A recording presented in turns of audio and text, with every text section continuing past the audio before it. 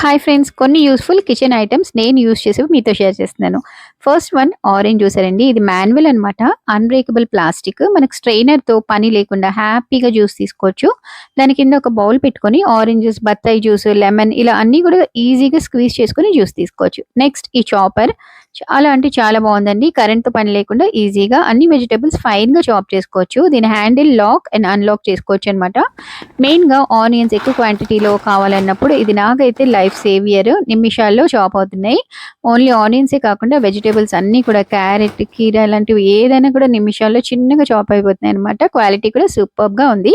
Next ఈ golden spoons చాలా క్యూట్‌గా లాంగ్ హ్యాండిల్‌తో ఉన్నాయి. టీ, కాఫీలు కలపడానికి, ఐస్ క్రీమ్, స్వీట్స్ తినటానికి చాలా బాగున్నాయి.